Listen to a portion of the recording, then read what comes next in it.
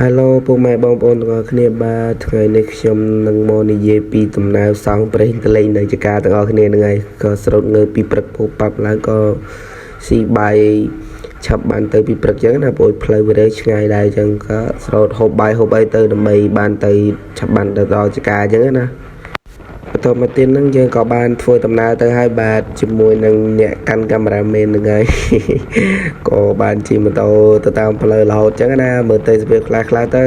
មិនសូវដែលបានចេញថតចឹងវាមិនសូវតនេបួជាប់រៀនផងអីចឹងណា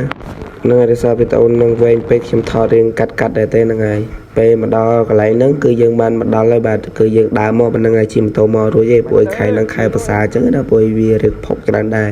ចឹងយើងក៏ដើរមកហ្នឹងហើយដើរផងថតលេងផងចឹងណាបើមិនដឹងធ្វើអីថ្ងៃអាទិត្យចឹងសម្រាប់ពីការសិក្សាតិចតួចយើងក៏មកជួបម៉ែជួបពុក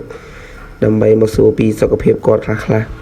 ពេលដើរមកដល់ហ្នឹងក៏ជួបបងប្រុសមុនចឹងណាក៏សួរសុខទុក្ខគាត់ខ្លះទៅ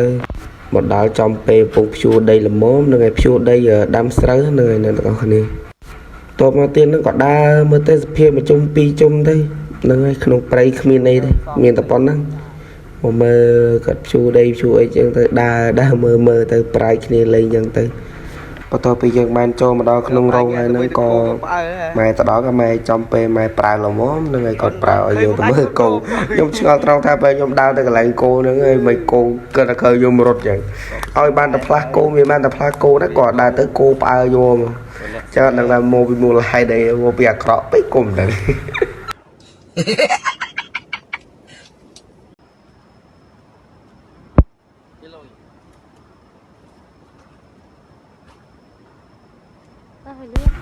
ត្រង់កន្លែងខ្ញុំនិយាយហ្នឹងកន្លែងលុយហ្នឹងគឺមិនលុយអីច្រើនដុំទេហ្នឹងលុយកដៅ100កដៅ500យើងហ្នឹងខ្ញុំដាក់ទៅតាមទុកចាក់សាំងហ្នឹងបន្តមកទៀតហ្នឹងយើងដើរសំដៅចូលទៅក្នុងរោងហើយបាទជាឡែកចកាគ្មានអីធំដុំទេមានតែប៉ុណ្ណឹងដើរផ្លូវវារៀងពិបាកដែរហ្នឹងផ្លូវវាមិនសូវស្រួលទេមើលក៏ឃើញផ្លូវដឹងហើយដើរទៅរហូតហ្នឹងតែវាផ្លូវជាតិទៅហ្នឹងមានបានជិះម៉ូតូចូលរួចទេនឹងឲ្យចាញ់និយាយថាក្នុងចកាខ្ញុំហ្នឹងស្អីក៏មានដែរបាទលហងអីនិយាយរំទៅមានទាំងអស់ហ្នឹងឲ្យតែគ្រឿងដែលស្លហ្នឹងនៅជុំវិញហ្នឹងស្វាយឲ្យគ្រឿងម្ដេងគ្រឿងល្មៀតស្អីឲ្យតែគ្រឿងស្លហ្នឹងមានទាំងអស់មកហើយយើងម្ដងហ្នឹងយើងនឹកឃើញថាកុំឲ្យខាតយើងក៏ចាប់ដើមពុបប៉ាប់ធ្វើអីហូបបាយហើយចាំទៅទៀតខ្ញុំថតឲ្យមើលតែមកទៅវីដេអូហ្នឹងខ្ញុំថតរៀងកាត់ដែរអញ្ចឹងណាវាខ្លីហ្នឹងណាស្រួលមើលអញ្ចឹងណាកុំឲ្យនិយាយទៅសាំតប៉ែខ្សែតប៉ាំពេកអញ្ចឹងណានេះមកហូបរបស់យើងតែនបុកអំបិលបើនៅខាងគេស្រុកពេញគេហៅបុកកដួយហេបើនៅខាងស្រុកខ្ញុំហ្នឹងគេហៅបុកមីជូហ្នឹងហើយបុកមីជូស្វាយហ្នឹងក៏ហូបសិនទៅហ្នឹងហើយ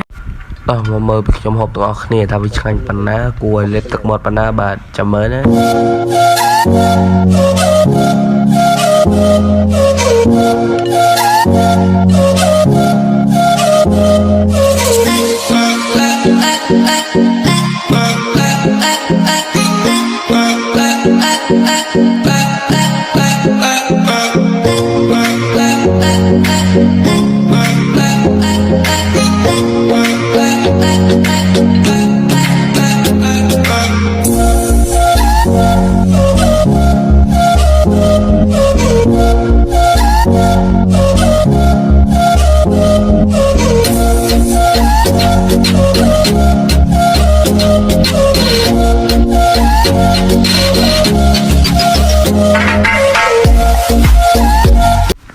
ចង់និយាយថាមិនមើលអីច្រើនទេហ្នឹងហើយមើលតែមើលទៅណាខ្មុំឆ្ងាញ់ណាស់បងប្អូនអើយហើយនឹងអាត្រួយតគួនហើយត្រួយស្អីទេអត់សូវស្គាល់ដែរហ្នឹងហើយគេចេះបេះមកឲ្យស៊ីទៅដឹងពុលនឹងអីទេ